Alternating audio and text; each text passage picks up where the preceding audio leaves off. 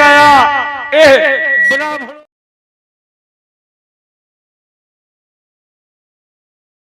विनीत सिंह जी हमारे के आशीर्वाद देनी स्वागत करो कि बड़का कमा सुतका तो भइल बाड़ो नया में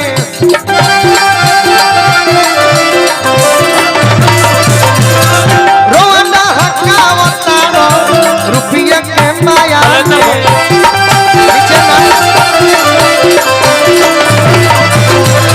नीचे हम ना जाई कि सुखल जाल दहिया रे नहिया सुखल जाल अरे दहिया नहिया अरे बरसी की न बरसी राजा गोपाल भैया हमारा लास्ट गीत हुई अब लास्ट गीत हुई ना प्यार भी न भी सुखतिया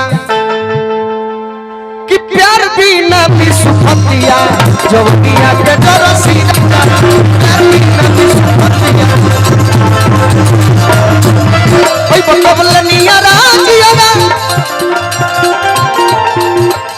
अब तरसी की न तरसी राजा प्यार भी न भी सुखतिया जवनिया के तरसी राजा प्यार भी न भी सुखतिया जवनिया के तरसी राजा प्यार भी न भी सुखतिया जवनिया के तरसी राजा प्यार भी न भी सुखतिया जवनिया के तरसी राजा प्यार भी न भी सुखतिया जवनिया के तरसी राजा जवनिया के तरसी जवनिया के तरसी राजा प्यार भी न भी सुखतिया। धन्यवाद गोलू राजा जी, आपने चार चांद लगाया ब्राह्मणों और सवर्णों के समाज में। हम बहुत बहुत खूब रउआ के आशीर्वाद दे रहल बानी, डिंकू चौबे जी के आशीर्वाद दे रहल बानी जे अपन बहुमूल्य समय एजा जनमानस में दिले बा भैया। हम सबके आशीर्वाद प्यार दुलार कमलानंद दुबे जी के दरबार में दे रहल बानी।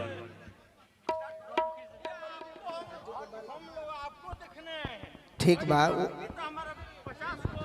अच्छा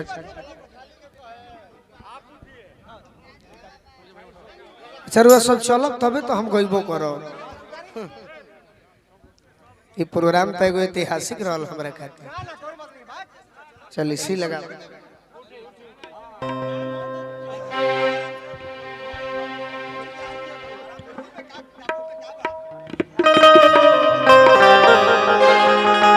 सपना जी रौरा हमरा खातिर नया बानी, हम संगे भी गौती लेकिन मेल मिलाप जहाँ होला इच्छा होला। आज इच्छा कुछ सुनावे के रहल हवा कि बाबा अरे पूरा दुनिया हमार थोड़े हम आन गांव के बनी, मैं क्षेत्र हमार बात थोड़े हम विदेश के बनी, गाँव ही खातिर आइल बनी। हमरा के विजेंद्र भैया बोलौनी इतना श्रद्धा से हमरा अच्छा भी लगा। बाकी रुआ सब तनी बैठ जाए।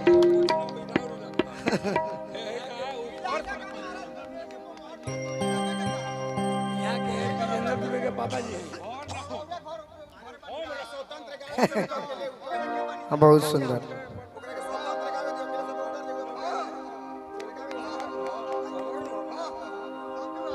अरे हम तबे मोबाइल दोनों तो लेके चलिए भाई। खूब बाबा सपना जी गई है हमारा हिसाब से चले ना दिखा है ना। हाँ बैठा हो भाई।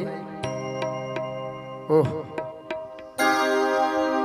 मार्केट तो हमनी के खराब होके वाला है ना, बाकी अब नौजवान के नजर में बनल रहे खातिर कुछ ऐसा गीत गावे के पड़े।